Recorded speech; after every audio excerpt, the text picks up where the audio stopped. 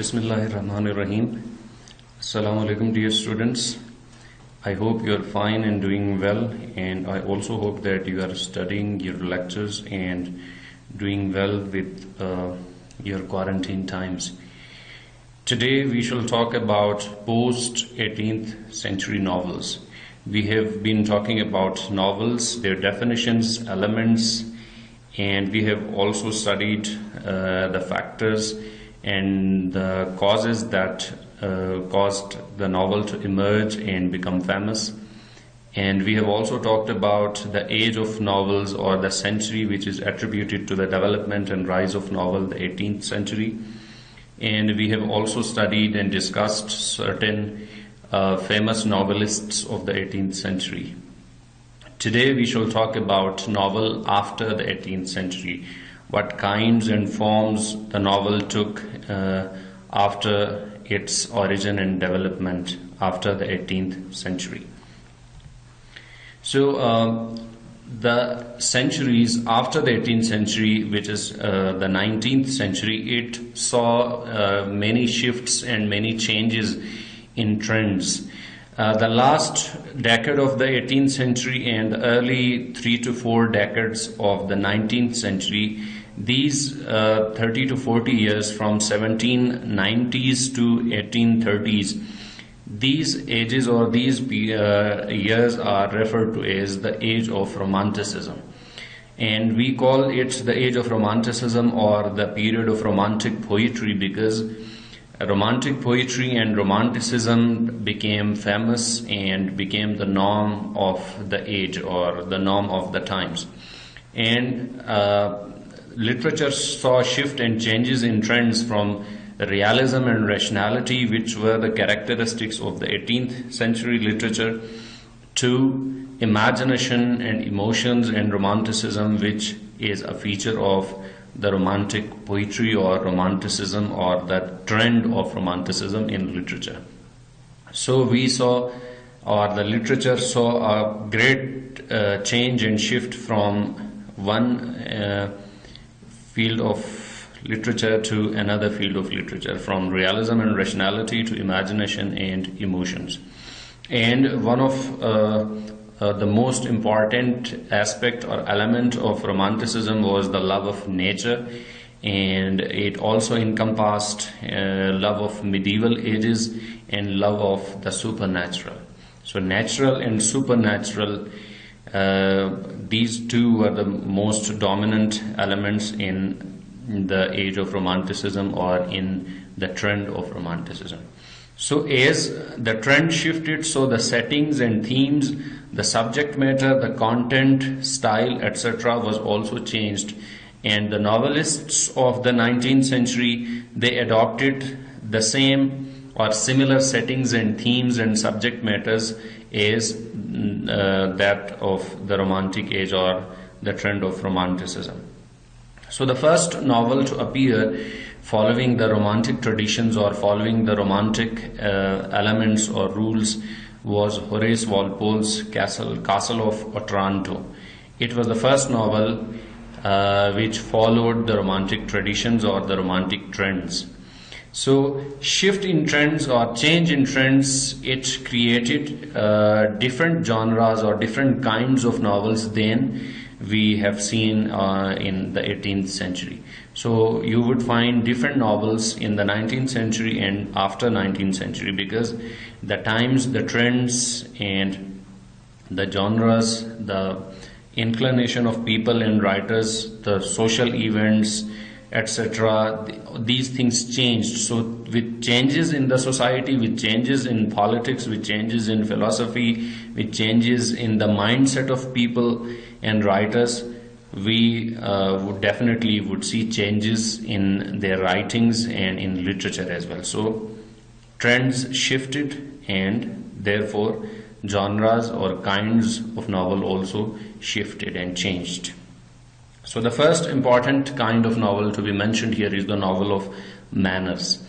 And as you can see, it is a novel that talks about manners. And this novel, it followed the Romantic idea of sensibility or the romantic idea of proper manners and behavior, or how, they talked about how to behave well in a society. So such novels, they talk about the customs, the values and traditions of a particular society or a particular group or a particular gender.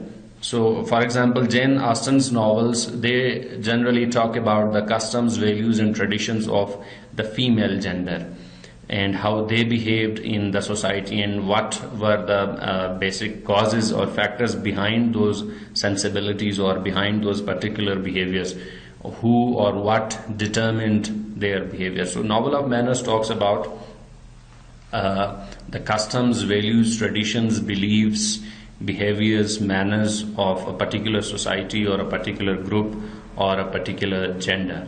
And the most notable novelist in regarding this Novel of Manners is Jane Austen, and her novels Pride and Prejudice, Sense and Sensibility, Mansfield Park, etc. These are can be termed as Novel of Manners. The next genre to emerge was historical novels.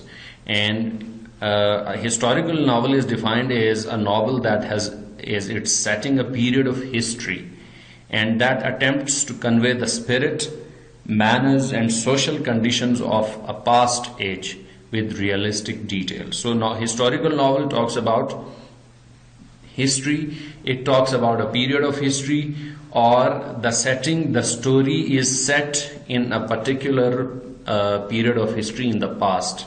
For example, you might have read in Urdu the novels of Nasim Hijazi. So his novels, they talk about past Muslim civilizations, they talk about past Muslim heroes and wars, etc. So such novels, they talk about historical events with realistic detail.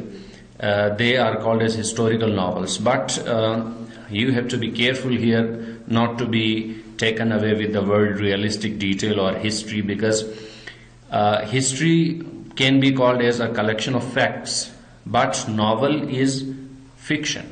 So historical novels, they are a mixture of fact and fiction, or history and imagination. So you cannot believe everything written in a historical novel.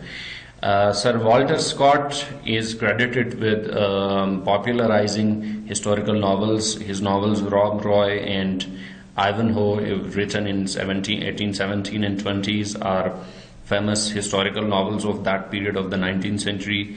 Leo Tolstoy's War and Peace, a very, very famous novel, is also considered a historical novel.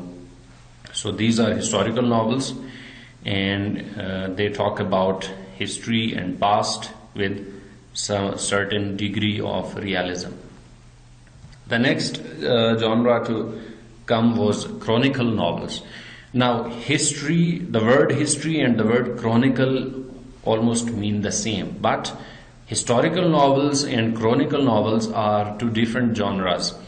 Now chronicle novels are generally long novels that talk about the fortunes or the life events of one person or a family or a group over a lifetime, or if the novel talks about the life of a family, it generally talks about them in their different generations. For example, one novel talks about the life of that one generation of that family, and the second novel of that series may talk about the second or third generation of the same family. So a novel that talks about, that tells the story, tells the life events, tells the fortunes of one person, one family or a group over an extended period of time, over a complete lifetime or generations, would be a chronicle novel. And to give this novel a realistic touch, the writer generally connects the events with dates. The writer mentions dates in the novel as well, so that the reader might consider it as fact. But as you know, novels mostly are fictitious. They contain a great deal of fiction in them. Again, Jane Austen's novel Emma and Charlotte Bronte's novel Jane Eyre are considered as chronicle novels, and they talk about the life of a person.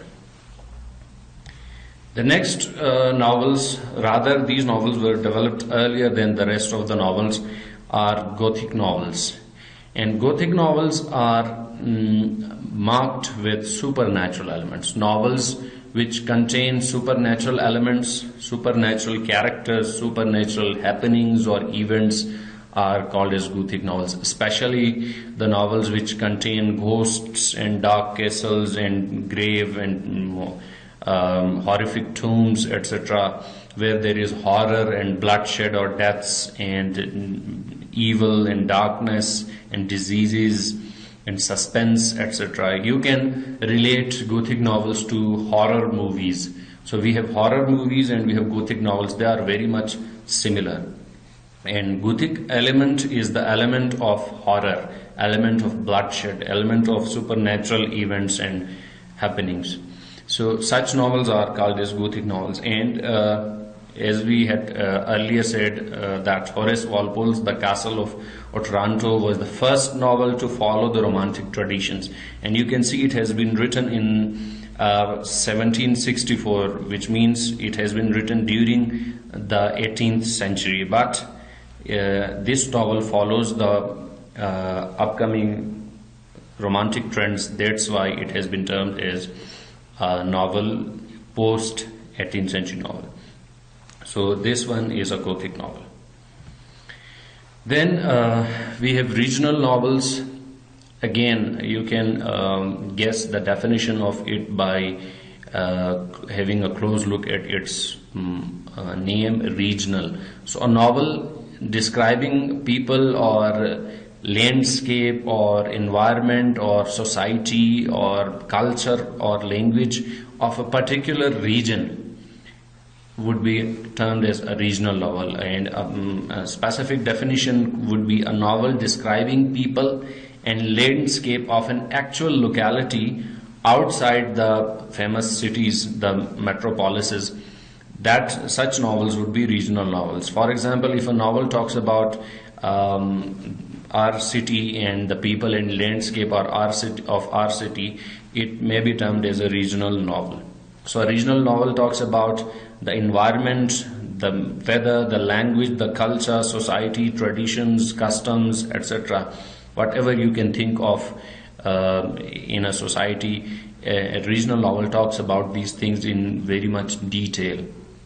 And these novels are attributed to Thomas Hardy for their origin. Thomas Hardy is considered to be a very famous and founder of regional novels. Sir Walter Scott is also attributed as the originator or founder of regional novels.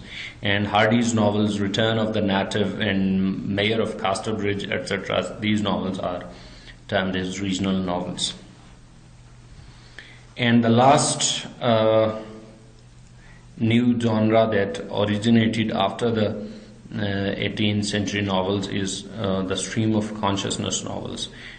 We had mentioned stream of consciousness novels when we were talking about 18th century novels. And these novels, they generally express in words the flow of characters' thoughts and feelings in their minds.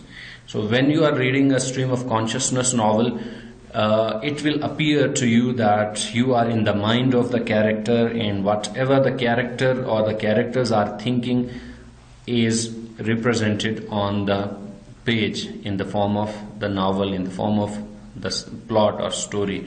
So it gives the impression of being inside the mind of the characters. So generally the thoughts, the consciousness or thoughts and feelings do not follow a particular pattern. When you are thinking, you do not follow a specific pattern, you do not follow a chronological sequence.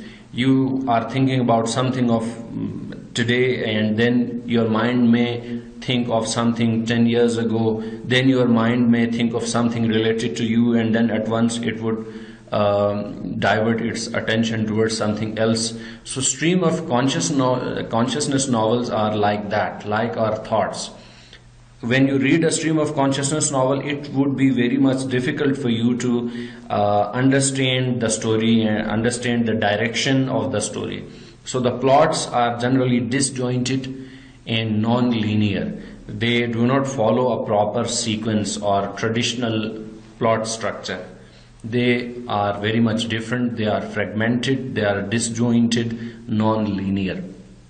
And Virginia Woolf's To the Lighthouse and Joyce's A Portrait of the Artist as a Young Man and Ulysses, these novels are, and these novelists are considered to be the pioneers or the founders of stream of consciousness novels. Stream is a lake, or sorry, a river, or flowing body of water, and consciousness is thoughts or feelings. So these novels, they represent the flow of thoughts or flow of feelings in the minds of the characters. So they are very much complicated and difficult to understand.